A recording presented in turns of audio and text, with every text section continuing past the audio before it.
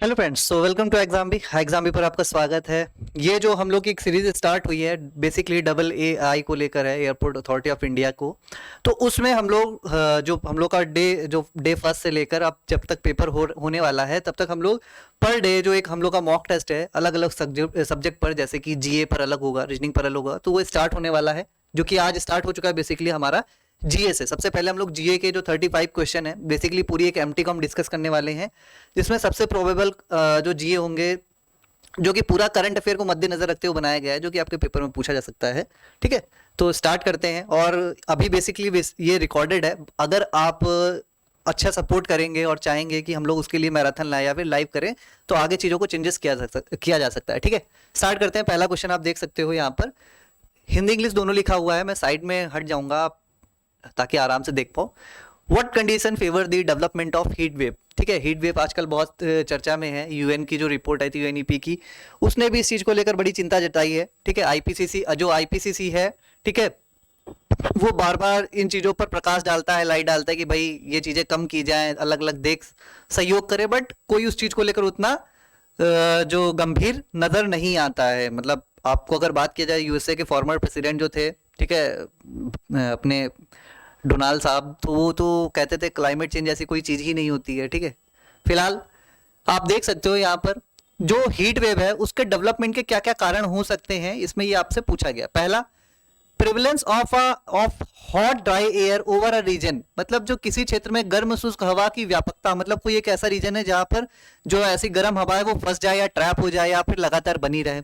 दूसरा, absence of moisture in the upper atmosphere, अगर atmosphere में मॉइस्चर नहीं होगा तो जाहिर सी बात है हवा ड्राई हो जाएगी, और ड्राई हवा बहुत गर्म, बहुत जल्दी से बहुत ज्यादा गर्म हो सकती है।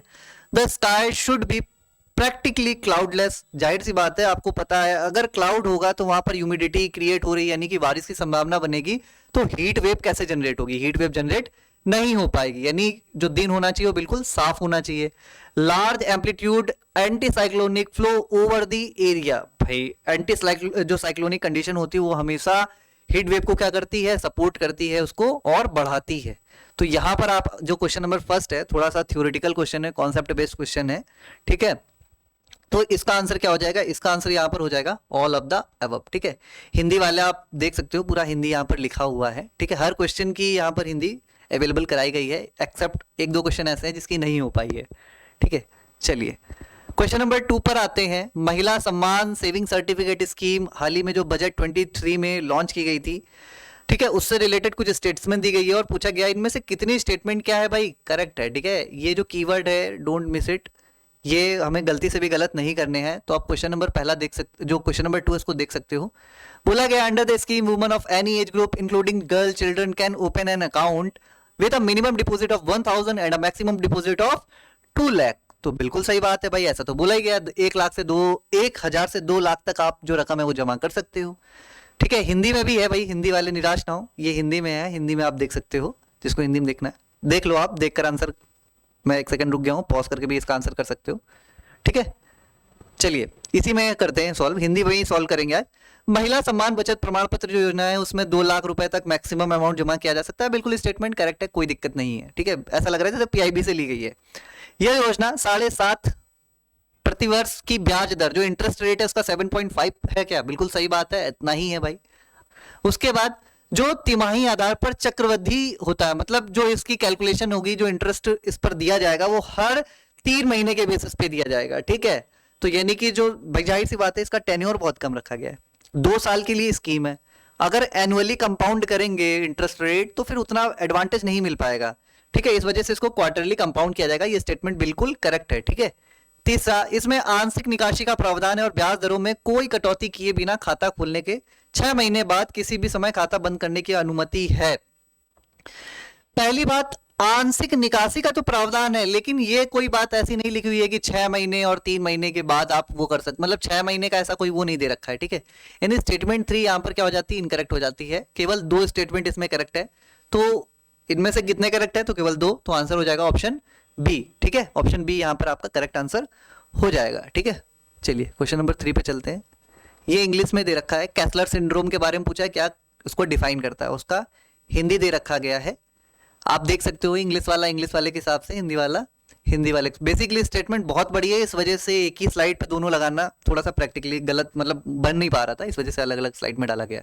चलिए, अब कैसलर सिंड्रोम को सही ढंग से कौन परिभाषित नहीं करता है, ठीक है, ये देखते हैं।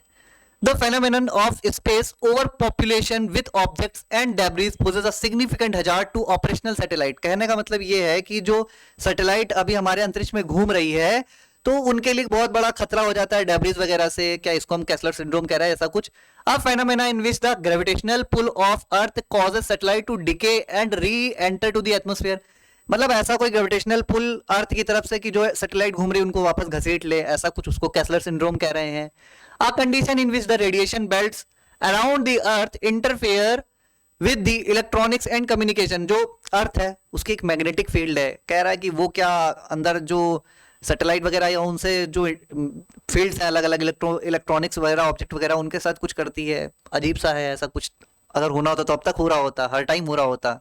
मैग्नेटिक फील्ड टाइम टाइम पर थोड़ी ना बन रही हो, तो हमेशा के लिए तैयार है, तो हमेशा ही इंटरफेरेंस चल रही होती है, इरिलेवेंट जो है एक तरीके से।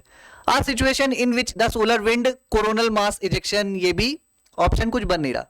पहला जो है बिल्कुल ठीक है, कैसलर सिंड्रोम के बारे में मतलब ये बात है कि जब अंतरिक्ष में इतनी ज्यादा भीड़ इकट्ठा हो जाए, जो सैटेलाइट्स हैं, डेब्रीज हैं, उनके टक्कर से बहुत बड़ा क्या हो जाए, कचरा तैयार हो जाए, जिससे क्या होता है, दो तरीकों की प्रॉब्लम होती है। पहली बात, जो फंक्शनल सैटेलाइट होती है जो ऑर्बिट में चक्कर लगा रही है, उनके ऑर्बिट में क्या आ सकती है, बाधा आ सकती है और वो कोलैप्स भी कर सकती है। दूसरी प्रॉब्लम क्या है कि हमारे जो यहाँ से ऑब्जर्व करते हैं ना, जो हमारे खगोलविद हैं, जो तारामंडल जो हमारा यूनिवर्स है उसमें जो यहाँ से बड़ी बड़ी दूरबीन से देखने की कोशिश करते हैं, झांकने की कोशिश करते हैं, फिर वो पॉसिबल नहीं रह जाएगा। क्यों? क्योंकि इतनी सारी डेब्रीज हैं, तो जो डायरेक्ट उनको एक्सपोजर मिलना चाहिए दूसरे दूर देखने के लिए, बीच में अब आपको पता है कि जब लाइट किसी चीज पे गिरती है तो वो वहां पर थोड़ी देर के लिए फैलेगी, तो इससे जो दूर अंतरिक्ष में देखने की क्षमता है खगोलविदों की क्या हो जाएगी, प्रभावित हो जाएगी, या जो हमारे एस्ट्रोनॉमर्स वगैरह उनको भी सब चीजों से प्रॉब्लम होगी। ठीक है, तो ऑप्शन ए यहाँ पर करेक्ट हो जाएगा। ठीक है, हिंदी आपको दिखा दी गई थी।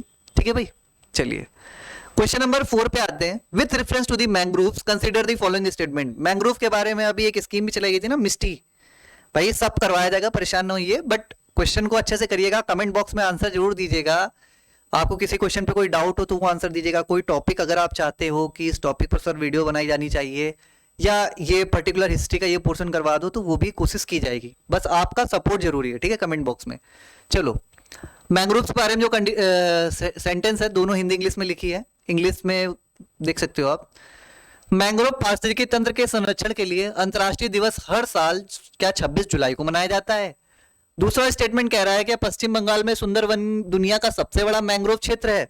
क्या दोनों स्टेटमेंट ठीक है? इसमें से कौन सी एक ठीक है, कौन सी दूसरी ठीक नहीं है, इसका आंसर आपको देना है। ठीक है, क्वेश्चन नंबर 4 आपको आंसर देना है भाई। तो जो मैंग्रोव है दुनिया में, जो सुंदरवन का डेल्टा है, सुंदरवन जो मैंग्रोव है वो सबसे बड़ा है, बिल्कुल करेक्ट स्टेटमेंट है। पहला वाला फैक्चुअल है भाई कि 26 जुलाई को मनाया जाता है कि नहीं मनाया जाता है। तो इसका तरीका ये है कि आपको देखो, मैंग्रोव हो गया या ओजोन वगैरह हो गई, इनसे रिलेटेड जो डेज वगैरह होते हैं साइंस वगैरह से, ये इंपॉर्टेंट होते हैं। क्लाइमेट वगैरह से रिलेटेड वो इंपॉर्टेंट हो जाते हैं। योगा जिसको इंडिया बहुत ज्यादा प्रमोट कर रहा है, वो इंपॉर्टेंट हो जाते हैं सीधे। उसके अलावा में कौन से महीनों की दिन तारीख सब याद रखनी है, थीम वगैरह याद रखनी है। तो सीधी सी ट्रिक ये है कि अक्टूबर में पेपर है सपोज दैट, तो अक्टूबर से पीछे आओ, सितंबर, उसके बाद अगस्त, फिर जुलाई, देन ऐसे पीछे जाओ। तो जो सितंबर वाला महीना, उसमें जो इंपॉर्टेंट डेज हैं उनकी क्या थीम है वो तैयार कर लो। उससे थोड़ा कम जो वो दोगे, वेटेज दोगे, वो अगस्त के महीनों को दोगे, और इसी तरह सिमिलरली आप पीछे जाते जाओ। ठीक है, तो ये तरीका होता है करंट अफेयर का। ठीक है, चलो, ये स्टेटमेंट 2 करेक्ट है, स्टेटमेंट फर्स्ट भी करेक्ट है। 26 जुलाई को ही मनाया जाता है भैया दिवस। ठीक है, तो दोनों स्टेटमेंट क्या है यहाँ पर करेक्ट हो जाएगी। ठीक है, चलो भाई क्वेश्चन नंबर 5 पे बढ़ते हैं। क्वेश्चन नंबर 5 दे रखा है, Cocos island which is recently seen in news the part of which of the following country. जो कोकोस आइलैंड है वो किस देश के किनारे पे है, ऐसा कुछ, मतलब किस देश से संबंधित है। हम लोग अभी वर्ल्ड ज्योग्राफी पढ़ रहे हैं, बहुत से बच्चे पता नहीं वीडियोस अटेम्प्ट ही नहीं करते हैं, वो रिकॉर्डेड वीडियो तो देखते हैं पर लाइव नहीं आते हैं, पता नहीं क्यों, क्या प्रॉब्लम है भाई। लाइव पढ़ो, हमारा ऑस्ट्रेलिया है, ठीक है ना भाई, ऐसे करके। ठीक है, ठीक है, ऐसे करके हमारा ऑस्ट्रेलिया है। ठीक है, उसके नॉर्थ वेस्ट में यहां पर कहीं पड़ता है कोकोस आइलैंड। ठीक है, और इस पे किसकी सोवरेनिटी है, तो इसकी सोवरेनिटी है ऑस्ट्रेलिया की, ठीक है। ऑस्ट्रेलिया के नॉर्थ वेस्ट में पड़ता है कोकोस आइलैंड इंडियन ओशियन में, और इस पर किसकी जो संप्रभुता है वो है ऑस्ट्रेलिया की, ठीक है। तो ऑस्ट्रेलिया का हिस्सा है, बस ये आपको ध्यान रखना है, ठीक है। पापुआ न्यू गिनी की जो सबसे हाईएस्ट पॉइंट है माउंट विलहेल्म है, ठीक है, माउंट विलहेल्म, भाई याद रखनी ये चीजें, पूछा जाता है, ठीक है। कैसे पूछा जाएगा, वो ऐसे पूछा जाएगा कि ओशनिया का सबसे हाईएस्ट पॉइंट कौन सा है, तो माउंट विलहेल्म हो जाता है, ठीक है भाई। चलो क्वेश्चन नंबर 6 पे चलते हैं। थोड़ा सा कठिन क्वेश्चन हो सकता है आप लोगों को लगेगा, लेकिन भाई पेपर हार्ड ही आएगा, इतना सरल नहीं आएगा। जिनको ऐसा लगता है कि सरल पेपर आने वाला है, वन लाइनर क्वेश्चन होंगे, भाई 13 लाख का सीटीसी ऐसे नहीं मिल जाता है, ठीक है। 13 लाख की सीटीसी के लिए बहुत अच्छे से पेपर भी टफ होने वाला है। इंग्लिश देख सकते हो आप, जो हिंदी में करना चाहे वो हिंदी को पॉज करके पढ़ सकते हैं, ठीक है। पहला स्टेटमेंट दिखाए, कथन कह रहा है उत्तर और दक्षिण के बीच दबाव प्रवणता के कारण अरब सागर और बंगाल की खाड़ी से दक्षिण पश्चिमी मानसूनी हवाएं प्रायद्वीपीय क्षेत्र में दक्षिण पश्चिम से उत्तर पूर्व की ओर बहती है। देखते हैं भाई स्टेटमेंट ठीक है कि नहीं। पहला। दूसरा, दक्षिण पश्चिम मानसून में दक्षिण पश्चिम से नम हवा तिब्बती पठार तक पहुंचती है, पठार की अधिक ऊंचाई कारण ऊपर चढ़ने के लिए मजबूर होती है, हवा ऊपर उठती है, संघनित होती है और बादलों का निर्माण करके वर्षा करती है। दोनों स्टेटमेंट अपने आप पर बिल्कुल ठीक है, ठीक है, कोई स्टेटमेंट में कोई भी गलती नहीं है। अब ऑप्शन पढ़िए, कह रहा है ऑप्शन ए में कि जो स्टेटमेंट 1 और स्टेटमेंट 2 है दोनों सही है और दोनों एक दूसरे को कॉम्प्लीमेंट करती हैं, ठीक है। दूसरा कह रहा है कि दोनों सही हैं बट एक दूसरे को कॉम्प्लीमेंट नहीं करती हैं। तीसरा, स्टेटमेंट 1 ठीक है पर सेकंड इनकरेक्ट है। चौथा, पहला गलत है पर दूसरा सही है। अब स्टेटमेंट दोनों सही है यानी कि सी और डी तो आंसर हो नहीं सकता है, ठीक है। जनरल ज्योग्राफी है, अभी हम लोग पढ़ने वाले हैं, हम लोग 11 बजे की क्लास में, ठीक है। अब या तो ऑप्शन ए होगा या ऑप्शन बी होगा, ठीक है। ऑप्शन ए होगा कि ऑप्शन बी होगा ये आपको बताना है भाई, ठीक है। चलो, अगर आपने ज्योग्राफी की थोड़ी सी भी समझ हो तो ये पहला स्टेटमेंट कह रहा है कि हवा की जो डायरेक्शन है वो इस दिशा से उस दिशा की तरफ हो रही है, ऐसा कुछ कह रहा है। और दूसरा बारिश के बारे में बात कर रहा है, एक दिशा के बारे में बात कर रहा है, दूसरा बारिश के बारे में बात कर रहा है। दोनों का आपस में क्या लिंक है? दोनों सही तो है पर आपस में इनका कोई भी लिंक नहीं है। ऑप्शन बी यहां पर करेक्ट हो जाएगा, ठीक है। ये थोड़ा से कठिन लेवल के क्वेश्चन होते हैं और ये आपके रीजनिंग में बहुत आएंगे, डबल एआई में रीजनिंग में इस तरह के क्वेश्चन आपको बहुत सारे मिलेंगे, ठीक है। चलो भाई क्वेश्चन नंबर 7 पे आते हैं। आप जो क्वेश्चन नंबर 7 है उसको देख सकते हो। गैलियम आर्सेनाइड, इसका हिंदी भी साइड में लिखा हुआ, गैलियम आर्सेनाइड एकमात्र अर्धचालक यौगिक है, एकमात्र, ओनली, ठीक है। पहली बात तो ये हो गई भाई, हमने सिलिकॉन के बारे में भी तो पढ़ा, सिलिकॉन भी तो है एक हमारा सेमीकंडक्टर में काम आता है भाई, अर्धचालक तो है ही है वो भी, ठीक है ना। तो पहला स्टेटमेंट तो ऐसे ही हम काट देंगे, ये तो गलत है भाई, फालतू की स्टेटमेंट है। उसमें सही पूछा है तो हम इसको कंसीडर ही नहीं करेंगे, तीनों आंसर हो नहीं सकता है, ठीक है। अब हमारे पास 3 ऑप्शन बच गए, 33% हम सही हो सकते हैं। भारत, चीन, ताइवान, अमेरिका और ईरान से सेमीकंडक्टर चिप्स आयात करता है। Can you serious about the Iran? Iran से हम मंगा रहे होंगे क्या भाई? मतलब चलो हम ताइवान मान सकते हैं, भारत मान सकते हैं, बिल्कुल, मतलब चीन और ताइवान मान सकते हैं, ताइवान तो बेसिकली मान सकते हैं बट ईरान मतलब क्यों भाई, ठीक है। तीसरा आते हैं, भारत सेमीकंडक्टर मिशन 2021 में लॉन्च किया था। भारत ने सेमीकंडक्टर मिशन 2021 में लॉन्च किया था। अगर आपने करंट अफेयर पढ़ा है या नहीं भी पढ़ा है तो अभी जुलाई में भी इसके बारे में काफी चर्चा हो रही थी, ठीक है। हिंदू में बहुत सारे आर्टिकल भी निकले थे। सेमीकंडक्टर जो मिशन है वो 2021 में लॉन्च किया गया था, स्टेटमेंट ठीक है, बट दूसरा भी गलत हो गया, ठीक है। तो यहाँ पर केवल एक सही है, ऑप्शन ए जो है हमारा ओनली 1 जो है यहाँ पर करेक्ट हो जाएगा, ठीक है भाई। चलो क्वेश्चन नंबर 7 पे पढ़ते हैं, 8 पे पढ़ते हैं, सॉरी, ठीक है। क्वेश्चन नंबर 8 आप देख सकते हो, EEZ पर क्वेश्चन है, जो हमारा इस पे जो एक्सक्लूसिव इकोनॉमिक जोन होता है उस पर यहाँ पर क्वेश्चन है। पहला लिखा है, each coastal state may claim an EEZ beyond the adjacent to its territorial sea that extend seawards up to the 200 nautical miles. कह रहा है कि मतलब जो किसी भी देश का, मान लो ये इंडिया का ईस्टर्न पार्ट है ना, इंडिया का ईस्टर्न पार्ट है, ठीक है। अब यहां से 200 नॉटिकल माइल तक, ठीक है, यहां पर उसके जो होगी कोस्टल रेंज होगी। अब कोस्टल रेंज से इस जगह से लेकर 200 नॉटिकल माइल तक इंडिया का EEZ होता है, सीधी सी बात है, ये कह रहा है, ठीक है। दूसरा स्टेटमेंट कह रहा है, अपनी EEZ के भीतर जो एक राज्य होता है, जो कंट्री है, वो क्या करती है, एनर्जी वगैरह प्रोड्यूस कर सकती है क्या? तो अपना EEZ है भाई, अपना एक्सक्लूसिव इकोनॉमिक जोन है। इकोनॉमिक का मतलब क्या है कि वहां से प्रोडक्शन किया जा सकता है, इकोनॉमी वो जहां पर प्रोडक्शन हो रहा हो, है ना। तो दूसरा स्टेटमेंट तो अपने आप में थोड़ा सा जनरल लग रहा है और ठीक लग रहा है। पहला में थोड़ा सा फैक्चुअल हो रहा है कि 200 है, 240 है, कितना है, तो भाई ये 200 ही है, कोई टेंशन की बात नहीं है, ठीक है। अब लेकिन यहां पर बात यह आती है कि पूछा गया है कि कौन जो है इसमें से सही नहीं है। बच्चे जोश जोश में दोनों सही है सर, सी लगा दो, पर यहां पर गलत हो जाएगा, सही नहीं है, इनकरेक्ट पूछा है भाई, है ना, नॉट करेक्ट, ये देखो यहां पर लिखा भी है, ठीक है। ये गलती मत करना, option D will be the correct answer, ठीक है भाई। चलो क्वेश्चन नंबर 9 पर आते हैं। क्वेश्चन नंबर 9 देख रहे होगे, एक फेस्टिवल के बारे में है। ऐसे क्वेश्चन सिंपल होते हैं, ठीक है। Aadi Perukku festival is celebrated in which of the following states of India? Tamil Nadu, Telangana, Orissa, Andhra Pradesh. Telangana में बुथुकुमा फेस्टिवल मनाया जाता है, लिख लेना, और पूछा भी जाता है बुथुकुमा फेस्टिवल, ठीक है, बुथुकुमा फेस्टिवल, ठीक है। उड़ीसा का नुआखाई बहुत फेमस है भाई, नुआखाई, याद रखना, क्वेश्चन डायरेक्टली पूछा जाएगा, ये आएगा जरूर, एक फेस्टिवल पर तो क्वेश्चन 100% आएगा, ठीक है। Aadi Perukku festival is associated with Tamil Nadu, ठीक है, याद रखना है भाई। चलो आगे बढ़ते हैं, क्वेश्चन नंबर 10 पे आते हैं।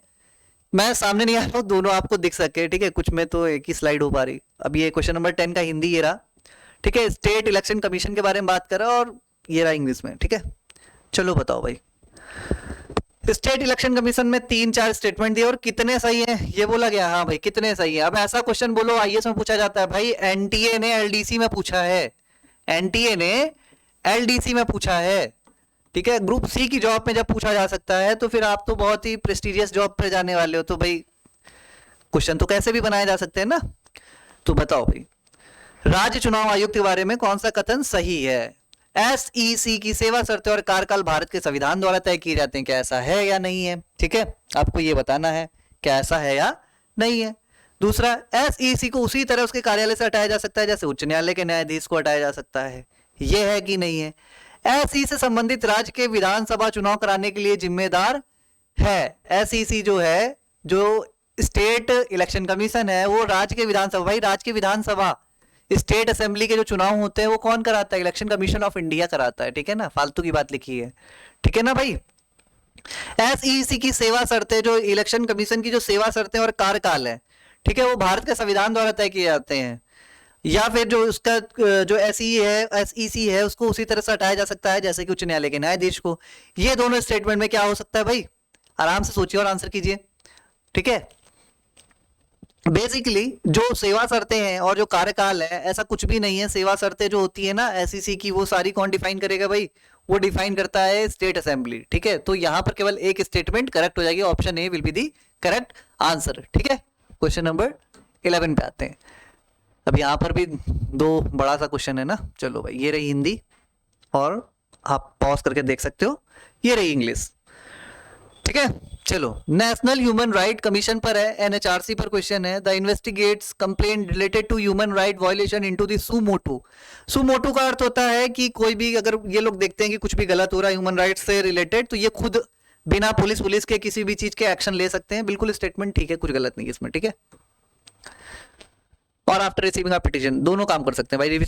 कोई पिटीशन आती है उसके बाद भी वो इन्वेस्टिगेशन कर सकते हैं, उससे पहले भी कर सकते हैं। It can visit any prison और any other institution under the control of the state government to observe the living condition to prisoners and make recommendation thereon. आपको पता ही है, सब तो करते ही रहते हैं भाई। एनसीईआरटी में भी एक फेमस केस पड़ा, आसाम के एक इंसान जिसको हिरासत में लेके रखा गया था, और 35 साल बाद जब एनएचआरसी ने खूब हो हल्ला किया तब जाकर उसको छोड़ा गया, जो कि बेचारा बेकसूर था, ठीक है। चलो भाई, तीसरा, NHRC conducts and promotes research in the field of human right. बिल्कुल स्टेटमेंट ठीक है, तीनों स्टेटमेंट क्या है यहाँ पर करेक्ट हो जाती है, यानी ऑल 3 आर करेक्ट, ठीक है। इस option c will be the correct answer, ठीक है। चलो चौथा, question number 12, consider the following statement. आप यहाँ पर स्टेटमेंट दी गई और कौन सी सही पूछी गई है, ठीक है। हिंदी में दे रखा है, ये हिंदी में भी देख सकते हो, सही पूछी गई है, ध्यान रखना है। पहला देख सकते हो, एससीओ के बारे में क्वेश्चन है। एससीओ जाहिर सी बात है, बहुत भाई अभी न्यूज में ही थी, जो इसकी चेयरमैनशिप थी वो इंडिया की पास थी, वर्चुअली ऑर्गेनाइज की गई दुनियादारी सारी। अगली बार कजाकिस्तान इसको वो करने वाला है ना। चलो, एससीओ के जो में सर्वोच्च निर्णय लेने वाली संस्था है राज्य परिषद है, यानी राज्य जो उनके प्रमुख होते हैं वो लेते हैं, और हर साल में एक बार बैठते हैं। बिल्कुल सही है भाई, अभी इंडिया की, अगली बार कजाकिस्तान करेगा। ताशकंद में इसकी रेड्स नामक संस्था है जो कि जो एंटी टेररिज्म है वगैरह वगैरह से लड़ती है। ताशकंद में रेड्स है, बिल्कुल ठीक है। दोनों स्टेटमेंट यहां पर करेक्ट है भाई, C will be the correct answer, ठीक है। चलो एससीओ की कंट्री पूछी क्या? हाँ, एससीओ की कंट्रीज पूछी हुई, बताओ। Azerbaijan, Turkmenistan, Armenia, China, India. Eton क्या है भाई? इटा इट ये क्या है यार? ये ईटान कौन सा देश लिख दिया भाई? ईरान होगा यार ये। क्या लिखा है भाई? ट्रांसलेशन गजब। ईटान, ईटन, ईरान है, ठीक है भाई ये। चलो अभी बताओ, इनमें से कौन जो है एससीओ के सदस्य देश हैं? क्वेश्चन नंबर 13 आंसर कीजिए भाई। सबसे पहले तो ध्यान रखना है भाई, सबसे पहले क्या ध्यान रखना है कि जो एससीओ है, एससीओ में कौन कौन से देश हैं? ठीक है, एससीओ में हमारे कौन कौन से देश हैं? संघाई कॉर्पोरेशन ऑर्गेनाइजेशन, पहले इसको एससीओ 5 कहा जाता था ना, इसको एससीओ 5 कहा जाता था। बाद में इसका नाम क्या पड़ा? एससीओ पड़ा 2001 में, जब इसमें कौन शामिल हुआ? उज्बेकिस्तान शामिल हुआ 2001 में। जब उज्बेकिस्तान की एंट्री हुई तब इसका नाम बदल दिया गया ना भाई। इंग्लिश वाले भी देख लो, नाराज ना होना, ठीक है? आराम से देख लो, ठीक है? आराम से देखो और आंसर करो इसका।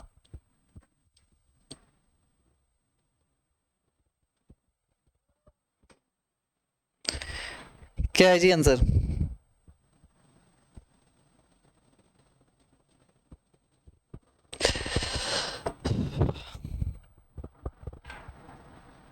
देखो इसमें ना सबसे बड़ी जो बेवकूफी लोग कर जाते हैं, कभी कभी ध्यान रखना है हमें।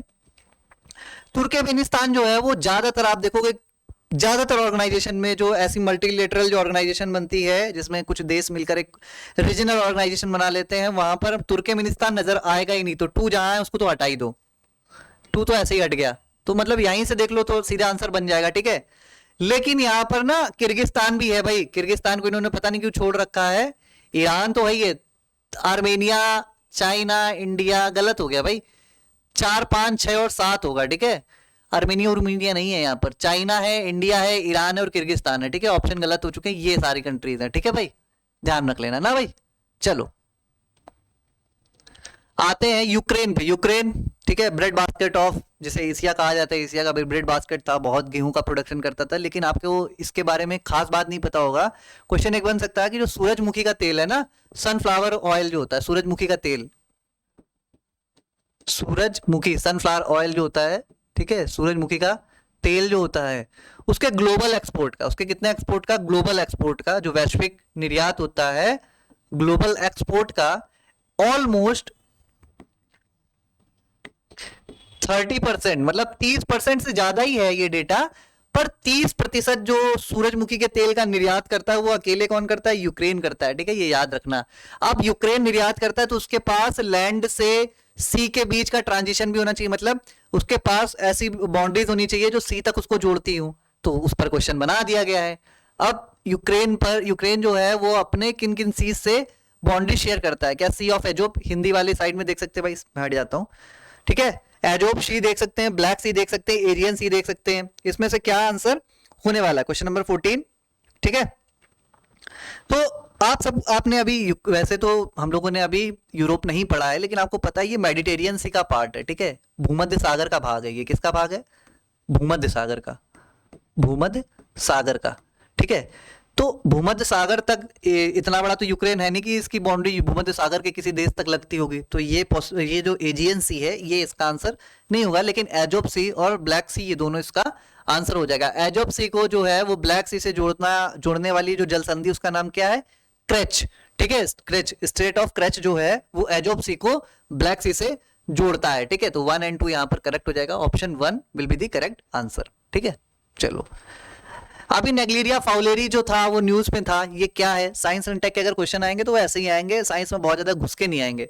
विटामिन पढ़ लेना, विटामिन पे क्वेश्चन आते हैं, उनकी डिफिशियंसी पे क्वेश्चन आते हैं, डिसीजेस पे क्वेश्चन आते हैं, ठीक है? प्रोटोजोआ जो होते हैं उनसे क्या कौन कौन सी डिसीजेज होती है, जैसे मलेरिया हो गया, फंगस से कौन कौन सी डिसीजेज होती हैं, ठीक है? वैसे क्वेश्चन बन जाते हैं, ठीक है भाई?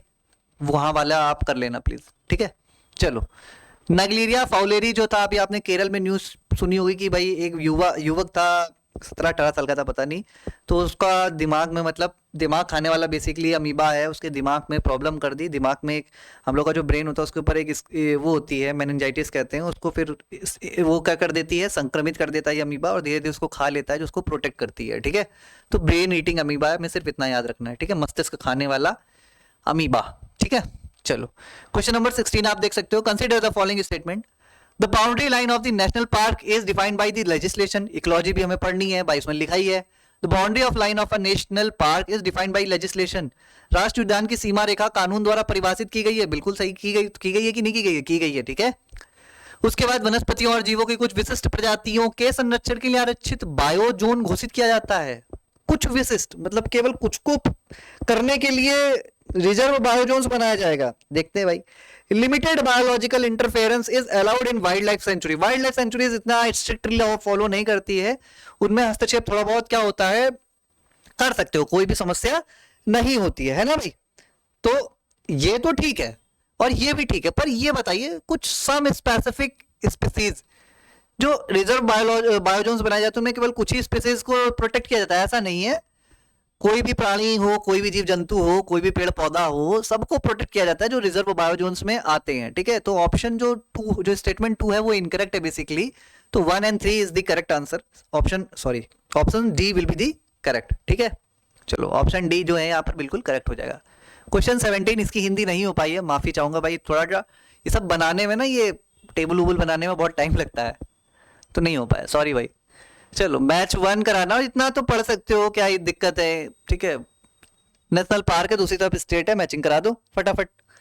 बांधवगढ़ जो है वो किससे जुड़ता है? ठीक है, गुजरात से, मध्य प्रदेश से, कर्नाटक से, हिमाचल प्रदेश से। बांदीपुर कहां पर है, रोहला कहां पर है, गिर के बारे में सब जानते हैं। यहाँ पर एकमात्र पूरे एशिया के एकमात्र जो एशियाटिक लॉयन है हमारे, ठीक है, हमारी शान एशियाटिक लॉयन कहाँ मिलते हैं? वो यही मिलते हैं ना, गिर नेशनल पार्क में। कहां पर है? गुजरात में है, सबको पता है ये तो हमने डी का 3 कर दिया। अभी डी का 3 2 में है, ऑप्शन 2 और 3 तो कट गया, लेकिन 1 और 4 अभी भी बचे हुए हैं। चलो देखते हैं भाई। बांदीपुर के बारे में आप सब जानते हो भाई, ये कहां पर है? बांदीपुर कर्नाटक में है। कहां पर है बांदीपुर?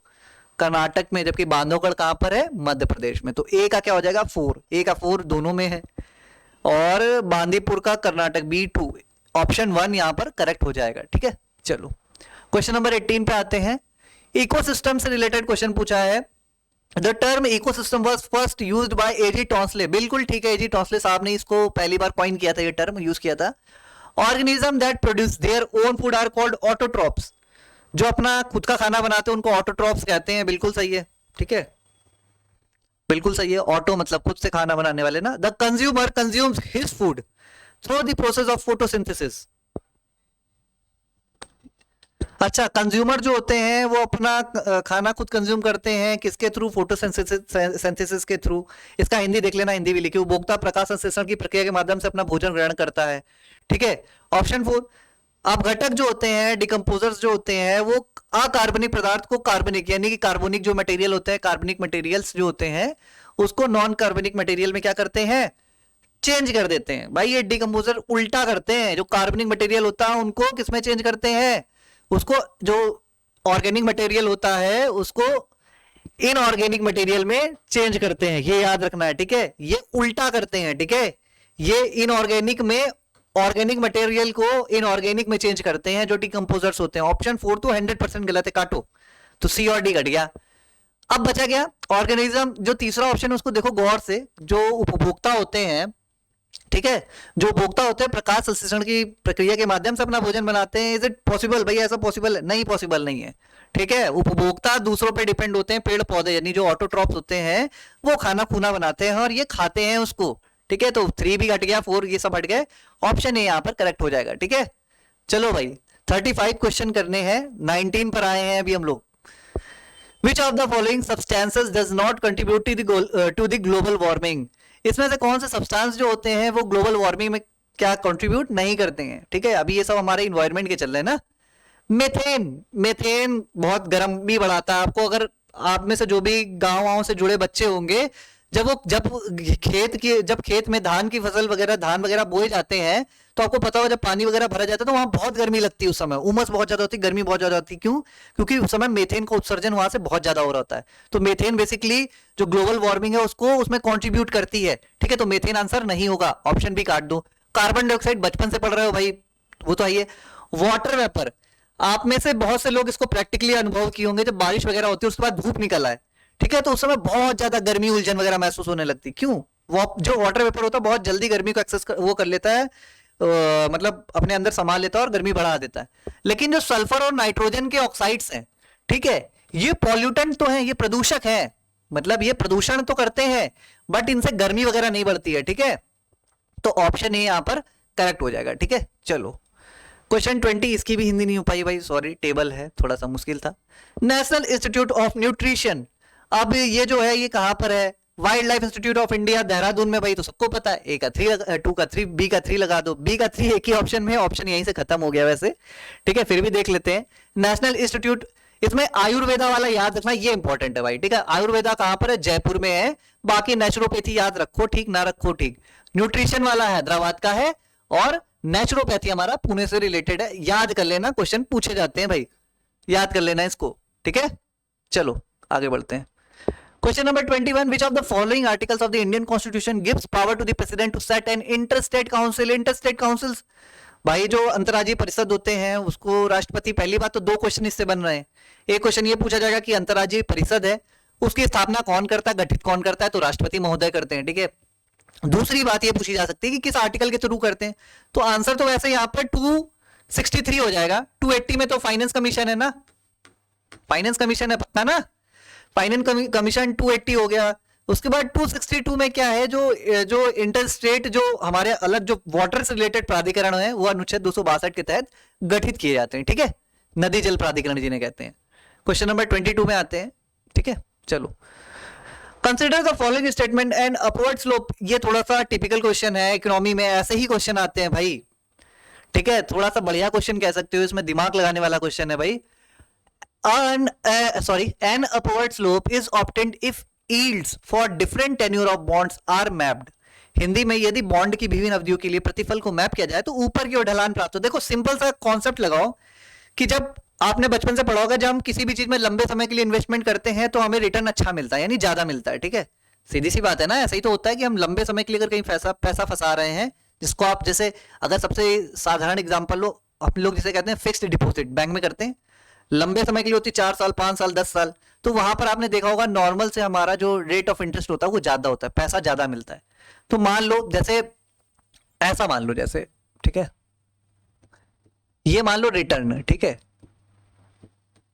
ठीक है, और ये मान लो हमारा ये रिटर्न हो गया। ठीक है, और ये मान लो ईयर कि कितने साल के लिए आपने पैसा इन्वेस्ट किया, ये मान लो 1 2 3। ठीक है, तो पहले साल पे जो रिटर्न होगा ना वो ये ऐसे बढ़ता जाएगा। ठीक है, ऐसे बढ़ता जाएगा कि मतलब जैसे जैसे टाइम बढ़ेगा वैसे वैसे रेट ऑफ जो हमारा पैसा है वो ज्यादा हमें मिलना शुरू हो जाएगा। तो आप गौर से देखोगे तो ये बॉन्ड के केस में भी ऐसा होता है, हम कोई भी बॉन्ड अगर लंबे समय का खरीद रहे होते हैं तो हमारा जो उस पर पैसा मिलता है, रिटर्न मिलता है, वो ज्यादा मिलता जाता है। प्रतिफल मतलब रिटर्न, ठीक है, जो हमें पैसा बाद में मिलेगा वो ज्यादा मिलेगा। तो ऊपर की ओर ढलान बढ़ रही कि नहीं बढ़ रही, आप देखो गौर से। ठीक है, तो स्टेटमेंट ऐसे करेक्ट हो जाएगी। दूसरी, जब लंबी अवधि के बॉन्ड की पैदावार कम, अब पैदावार मतलब होता है रिटर्न, मतलब ये यील्ड कितनी देगा, मतलब 100 रुपए इन्वेस्ट करने पे कितने ज्यादा हमें रुपए मिलने वाले हैं, ये इसकी बात करता है भाई। ठीक है ना जी, ये इसकी बात करता है। ठीक है, एक सेकंड,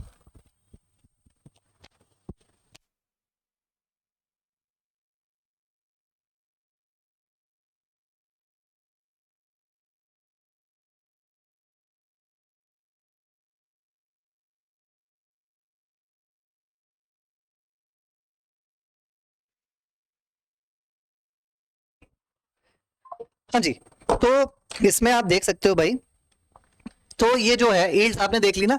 अभी यील्ड क्या होती है, जो बॉन्ड हमारा होता है उसमें हम जब लंबे समय के लिए इन्वेस्ट कर रहे हैं तो लॉन्ग टर्म के बॉन्ड हो गए वो, ठीक है, मतलब समय ज्यादा ले रहे हैं, 10 साल ले रहे हैं, 15 साल ले रहे हैं, 5 साल ले रहे हैं, 1 साल ले रहे हैं, 6 महीने ले रहे हैं, वो शॉर्ट टर्म के बॉन्ड हो जाएंगे। तो कह रहा है कि आपको बचपन से ही कॉन्सेप्ट पढ़ा है कि जितने ज्यादा समय के लिए आप इन्वेस्टमेंट करोगे उतना ज्यादा रिटर्न मिलेगा, और जितने कम समय के लिए इन्वेस्टमेंट होता है उतना कम रिटर्न होता है। लेकिन ये स्टेटमेंट गौर से पढ़ो, जब लंबी लंबी अवधि के बॉन्ड की पैदावार मतलब जो रिटर्न मिलने वाला है वो कम अवधि के बॉन्ड की रिटर्न से अधिक हो तो उसे उपज उल्टा होता है, मतलब यील्ड इनवर्स हो जाती है। ऐसा नहीं होता है, ये तो नॉर्मल सी बात है कि जब लंबे समय पर आप इन्वेस्ट करते हो पैसा ज्यादा मिलता है, कम समय पे कम मिलता है। लेकिन जब कम समय पर ज्यादा रिटर्न मिलने लगे और लंबे समय पर कम पैसा मिलने लगे तब उसे हम इन्वर्जन कहते हैं। बॉन्ड का जो यील्ड इन्वर्जन होता है वो तब होता है। ठीक है, स्टेटमेंट 2 यहां पर इनकरेक्ट है भाई। ठीक है, बाकी इकोनॉमी वाली क्लास में आप अच्छे से पढ़ोगे, ऑप्शन ए यहां पर करेक्ट हो जाएगा। ठीक है, क्वेश्चन नंबर 22 का 3 पे आते हैं भाई। कैग के बारे में क्वेश्चन पूछा है हिंदी में, ये रहा। ठीक है, चलो अभी क्वेश्चन पढ़ो, लिखा हुआ है हिंदी में पढ़ते चलो। कैग भारतीय संविधान के अनुच्छेद 148 में उल्लिखित 148 में तो है, ये बिल्कुल सही है, स्टेटमेंट 1 करेक्ट है। ऐसा करके आगे बढ़ जाओगे, पर ये वाला टर्म देख लेना। ठीक है, ये मैंने बनाया इस वजह से मैं तो बता दूंगा, लेकिन पेपर में थोड़ा सा आराम से पढ़ना। ठीक है, वैधानिक लिखा है जबकि कैग एक संवैधानिक निकाय है। ठीक है, संवैधानिक निकाय कॉन्स्टिट्यूशनल बॉडी है भाई। ठीक है, ये गलती मत करके आना पेपर में, वैधानिक लिखा है जबकि कैग एक संवैधानिक निकाय है। स्टेटमेंट 1 इनकरेक्ट हो गई। अब बचा 2 और 3 देखते हैं। राष्ट्रपति की इच्छा से पद धारण करता है भैया, राष्ट्रपति की इच्छा से नहीं, 6 साल फिक्स होते हैं उसके, 6 साल तक उसको अपनी पोस्ट से हिला उलू नहीं सकता है कोई भी। ठीक है, स्टेटमेंट 2 भी इनकरेक्ट हो गई, 3 बिल्कुल सही हो जाएगी यानी कि। ठीक है, चलो बढ़ते हैं आगे, ऑप्शन बी इज करेक्ट। ठीक है, चलो क्वेश्चन नंबर 24 आप देख सकते हो, विच of the following is the correct option for location and president of the first session of Indian national Congress. इसमें देखो आजकल जो मॉडर्न हिस्ट्री वहां से क्वेश्चन धीरे धीरे कम होते जा रहे हैं। नॉर्मल सा क्वेश्चन है कि पहला जो इंडियन नेशनल कांग्रेस का अधिवेशन हुआ था उसके हेड वगैरह कौन थे और कहाँ हुआ था, सबको पता है, WC बनर्जी, और जो बॉम्बे है उसका करेक्ट आंसर हो जाएगा। ठीक है, option b is the correct answer. ठीक है, चलो क्वेश्चन नंबर 25 आते हैं। Which of the following is not one of the 6 main organ. जो को यूएन के 6 जो मेन ऑर्गन है उनको याद कर लेना, कब स्थापना की गई थी ये याद कर लेना, हेडक्वार्टर कहां पर है ये याद कर लेना। ठीक है, आपको सबको पता है वर्ल्ड बैंक नहीं है भाई, वर्ल्ड बैंक की तो स्थापना 1995 के आसपास हुई है, जब हमने क्या किया है, गेट को रिप्लेस किया। ठीक है, general agreement of trade and tariffs को हमने रिप्लेस किया, तब हमारा WTO आया। सॉरी, ये तो गलत बोल दिया मैं, चलो भाई कोई बात नहीं, ये नहीं है। ठीक है, ये हटा दो भाई। ठीक है, वर्ल्ड बैंक की बात हो रहा है। वर्ल्ड बैंक तो कब आया भाई, ये जब हमारा सेकेंड वर्ल्ड वॉर खत्म हुआ है, उसके बाद देशों का विकास वगैरह करना, तब हमारा वर्ल्ड बैंक वगैरह आया। ठीक है ना जी। तो ये वर्ल्ड बैंक बेसिकली इसका हिस्सा नहीं है, WTO के बारे में बताने लगा था, थोड़ा सा कंफ्यूजन हो गया था, वो नहीं है। वर्ल्ड बैंक इसका हिस्सा नहीं है, 6 मेन ऑर्गन में वर्ल्ड बैंक नहीं आता है। ठीक है, चलो विच of the following is not a potential use case for blockchain technology. Blockchain technology जो है उसमें से कौन जो है, मतलब इसमें से क्या उसका एडवांटेज नहीं है ऐसा मतलब बोल रहा है, या क्या उसका यूज नहीं है। पहली बात, सप्लाई चेन मैनेजमेंट बहुत अच्छे से यूज कर सकते हो आप सप्लाई चेन मैनेजमेंट में ब्लॉकचेन टेक्नोलॉजी को। ठीक है, तो ये तो बिल्कुल ठीक है। क्रिप्टो करेंसी का लेन देन आप सबको पता है, बिटकॉइन वगैरह सब के ब्लॉकचेन टेक्नोलॉजी का यूज करके ही हो रहा है, तो ये तो बिल्कुल ठीक हो जाएगा। वोटिंग बहुत अच्छे से हो सकती है भाई, पता ही नहीं चलेगा किसने वोटिंग की है, बहुत ही अनोनिम, मतलब एकदम गोपनीयता बनी रहेगी और अच्छे से ये काम कर सकता है, ये भी बिल्कुल ठीक है। जो ब्लॉकचेन टेक्नोलॉजी है उसका सबसे जो सिग्निफिकेंट जो बात की जाती है वो यही की जाती है कि एक सेकेंड भाई, इसका जो डेटा है वो सेंट्रलाइज्ड ना होकर डिसेंट्रलाइज्ड है, मतलब एक जगह पर डेटा नहीं है। ऐसा नहीं किसी एक कंप्यूटर से डिलीट कर दो सारा डेटा वैनिश, अलग अलग कंप्यूटर में अपनी कॉपीज को सेव रखता है सर्वर पर, तो आसानी से ये मतलब पूरी तरह से डिसेंट्रलाइज्ड है, इसको आसानी से हटाया नहीं जा सकता है। ठीक है, तो ऑप्शन डी यहां पर करेक्ट हो जाएगा। ठीक है, इसका ये यूज नहीं है।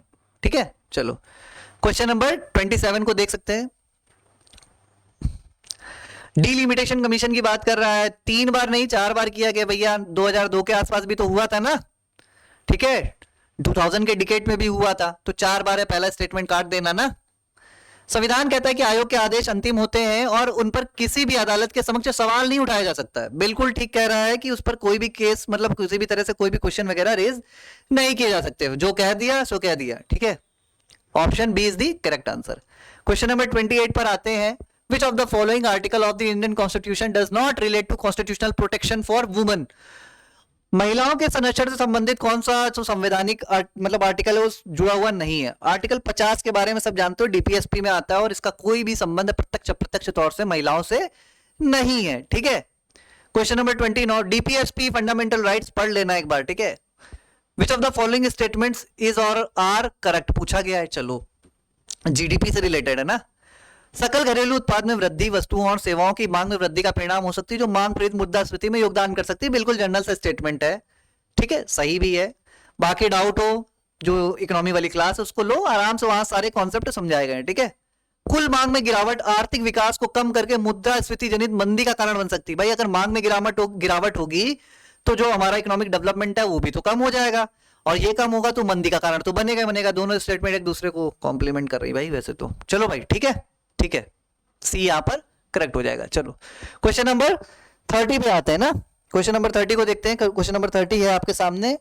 एक टर्म है विरोवर, ये न्यूज में है कि किससे रिलेटेड है, ठीक है।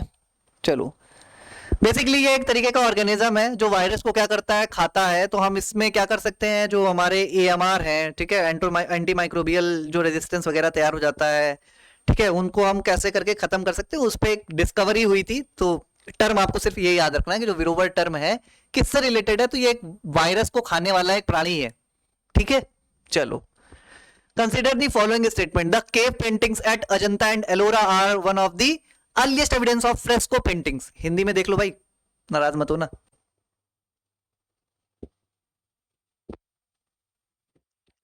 ठीक है, हिंदी में देख लिया होगा। अजंता और एलोरा की गुफा में पेंटिंग भित्ति चित्रों के सबसे शुरुआती साक्ष्यों में से एक है। बिल्कुल सही है भाई, एलोरा और अजंता हटा दो तो पहले कहां कुछ था, नहीं है, बिल्कुल ठीक है। फ्रेस्को पेंटिंग्स का एग्जांपल है, ठीक है। The evidences of employment of painters to the paint murals can be found in the Buddhist texts of विनय पिटका। थोड़ा सा फैक्चुअल है भाई, अगर पढ़ा है एंशिएंट हिस्ट्री अच्छे से पढ़ी है तो बिल्कुल ठीक है, नहीं पढ़ी है तो फिर क्या ही कर सकते हैं, ठीक है। दोनों स्टेटमेंट यहाँ पर सही है, और सी मत लगा के आना भाई, नहीं पूछा है, डी आंसर होगा यहाँ पर, ठीक है। Option D is the correct. दोनों स्टेटमेंट सही है। हिस्ट्री की क्लासेस सुबह चल रही हैं, लाइव क्लासेस होती हैं, अगर ले रहे हैं तो बहुत अच्छी बात है, नहीं ले रहे हैं तो रिकॉर्डेड देख लो भाई। चलो ज्योतिबा राव फूले के बारे में क्वेश्चन है। ज्योतिबा राव फूले पर बहुत बार मतलब क्वेश्चन आते ही रहते हैं, सीधे सीधे कभी दे देखते हैं, गुलामगिरी किसकी बुक है, इतना इजी क्वेश्चन, लेकिन थोड़ा सा हार्ड पढ़ो, कठिन पढ़ो, पेपर में खुश रह सको। कभी कभी क्वेश्चन डायरेक्ट आ सकता, सत्यशोधक समाज की स्थापना किसने की, ज्योतिबा राव फूले। अब मैं चाहूं तो इनको अलग अलग करके 3 क्वेश्चन तो ऐसे ही बन रहा है, लेकिन क्यों, मतलब थोड़ा सा एक ही क्वेश्चन में ज्यादा चीजें पढ़ो ना। देखो पहला तो बिल्कुल ठीक है, ही ऑथर्ड तृतीय रत्न एंड गुलामगिरी, सही है। He social awareness campaigns inspired BR Ambedkar. आप देखोगे तो दोनों ने दलितों के लिए बहुत मतलब कड़े संघर्ष किए, बिल्कुल सही है। ज्योतिबा राव फूले ने भी किए थे और BR अम्बेडकर ने भी किए थे, तो इन्फ्लुएंस मान सकते हैं भाई, ठीक है। उसके बाद जो ही वो थे, उन्होंने फाउंड किया था सत्यशोधक समाज, बिल्कुल सही है भाई। तीनों स्टेटमेंट बिल्कुल करेक्ट है, all of the above is correct. Option D यहां पर करेक्ट हो जाएगा। क्वेश्चन नंबर 33 पे, ठीक है, परफॉर्मेंस ग्रेडिंग इंडेक्स जो है कौन जारी करता है, ये पूछा जाएगा। तो मिनिस्ट्री ऑफ एजुकेशन से रिलेटेड है, जिसमें स्कूलों की अलग अलग स्कूलों की परफॉर्मेंस वगैरह देखी जाती है, ठीक है। ऑप्शन डी यहां पर करेक्ट हो जाएगा डायरेक्ट, इससे ज्यादा इसमें कुछ नहीं पूछा जाएगा। इंडिकेटर याद मत करना, 75 से ज्यादा इंडिकेटर है, कहां याद कर पाओगे, ठीक है। Which of the following is are the objective of make in India. Make in India initiative का क्या ऑब्जेक्टिव नहीं मतलब है, इसमें पूछा है ना, हाँ ठीक है, पूछा गया है। तो अगर मेक इन इंडिया, इंडिया में प्रोडक्शन होगा तो प्रत्यक्ष मतलब उसमें जो FDI है वो बढ़ेगी, प्रत्यक्ष विदेशी निवेश बढ़ेगा, बिल्कुल सही बात है। GDP में विनिर्माण क्षेत्र की हिस्सेदारी भी बढ़ाई जाएगी, ये भी उद्देश्य है भाई, ठीक है। निर्यात आधारित विकास को बढ़ावा, भाई जाहिर सी बात है, अगर हम डेवलपमेंट कर रहे हैं तो उसमें एक्सपोर्ट का हिस्सा ज्यादा होना चाहिए, इसको भी हम प्रमोट करेंगे, बिल्कुल तीनों जनरल सी बात है, और तीनों स्टेटमेंट यहां पर करेक्ट हो जाते हैं, ठीक है। आज का हमारा last question, which of the following statement is are correct. अब यहां पर फोटोकेमिकल स्मोग, इस पर बहुत क्वेश्चन आते हैं भाई। Photochemical smoke is formed by the reaction of nitrogen oxide and volatile organic compound. जो वाष्पशील कार्बनिक यौगिक हैं और जो सूर्य है, सूर्य की अनुपस्थिति में नाइट्रोजन के ऑक्साइड, ये दोनों मिलकर फोटोकेमिकल स्मोक बनाते हैं। भाई फोटो का मतलब होता है सूरज, रोशनी वगैरह होनी चाहिए, सूरज के प्रकाश की अनुपस्थिति हो गई तो कैसे हो पाएगा, हटाओ, पहला स्टेटमेंट खुद में इनकरेक्ट हो गया, ठीक है। ये होता है एलिमिनेट करने का तरीका। फोटोकेमिकल की बात कर रहा है और यहाँ पर सन की लाइट को प्रेजेंट नहीं कर रहा है, तो गलत हो गया। ओजोन जो है वैसे तो बहुत अच्छी है, पर जब ये जमीन पे ग्राउंड पे पाई जाती है वो बहुत ही खराब होती है हमारी हेल्थ के लिए भी, और फोटो स्मॉग के भी ये क्या करती है, क्रिएट करती है, तो ठीक है, यहाँ पर ध्यान रखना। ऑप्शन जो मतलब स्टेटमेंट 2 है वो बिल्कुल करेक्ट है, ठीक है। तो ये जो थे हमारे बेस्ट 35 जो मॉक थे GS से रिलेटेड, जो आपके लिए बहुत कारगर साबित हो सकते हैं पेपर में, ठीक है। ये आपके 35 क्वेश्चंस हो गए हैं। सो थैंक यू। फिलहाल इस वीडियो में इतना था। क्वेश्चंस पसंद आए हैं, क्वेश्चंस के पैटर्न पसंद आए हैं, हार्ड थे, इजी थे, सब कमेंट बॉक्स में लिखिए क्वेश्चन कैसे लगे। अगर इसी तरह के क्वेश्चन और चाहिए या सरल करने वो भी लिखिए, जो भी सजेशन है आपके वेलकम है। अगर एआई की प्रिपरेशन बहुत अच्छी चल रही है, कोई बात नहीं, अच्छे आपने इसमें से अगर 35 में से आपने 25 प्लस क्वेश्चन सही किए हैं, इट इज ओके, कोई दिक्कत नहीं। लेकिन अगर उसमें से नीचे क्वेश्चन सही हुए हैं तो प्लीज अच्छे से पढ़िए। और अगर आपको लगता है कि नहीं हो पा रहा है तो हमारा जो बैच चल रहा है डबल एआई के लिए, उसको लीजिए और आराम से अपनी प्रिपरेशन को स्मूथ कीजिए। So thank you, okay, bye.